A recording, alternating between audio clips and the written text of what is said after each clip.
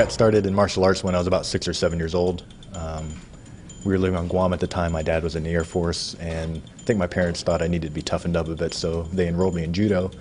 And I did that for a couple years, and we moved back to the States. I kind of dropped out of it. I got into karate for a year, and the year after that I got into Bujinkan Budo Taijutsu, which I've been doing for 27 years now.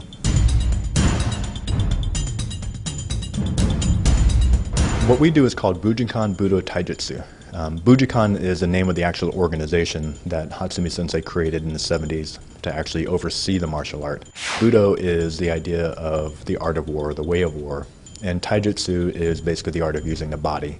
So Budo Taijutsu is the art of using the body for the purpose of war. And then Bujinkan Budo Taijutsu is the idea of this is the Bujinkan's way of using your body for warfare.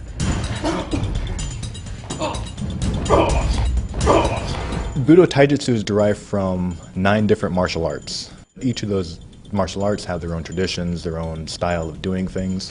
Kukushinryu, for example, is known primarily as a battlefield art.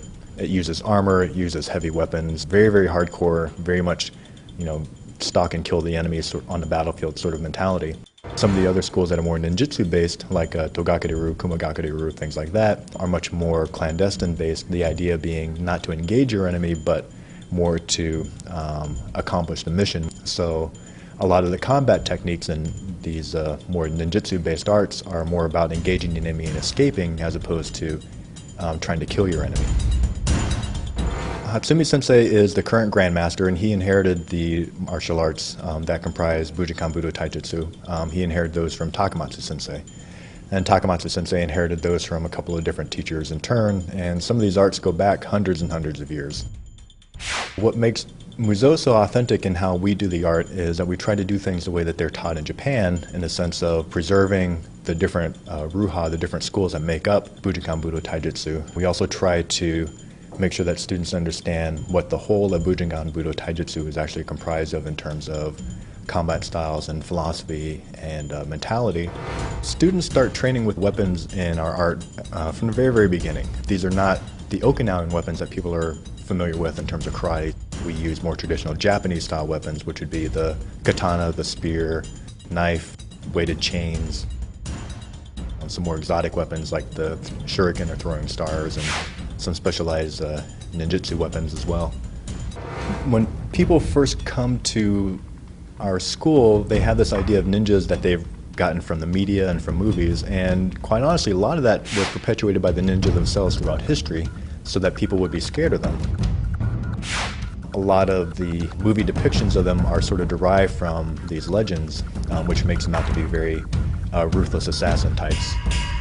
The reality is that ninja were specialists in warfare in the same way that Navy SEALs and special ops groups are specialists in what they do. So there are things that in irregular warfare that either the samurai weren't trained to do, or they maybe found distasteful to do, or they just didn't have the manpower to do, in which case ninja were used for those purposes. The philosophy of Budo Taijutsu, I think, is really very pragmatic. It's very practical. There's no such thing as cheating. There's no such thing as a fair fight. Every fight should be unfair in your favor. The idea is that you want to be able to go home at the end of the day to your family. That's the most important thing. If you're walking with your family, you want to be able to keep them safe.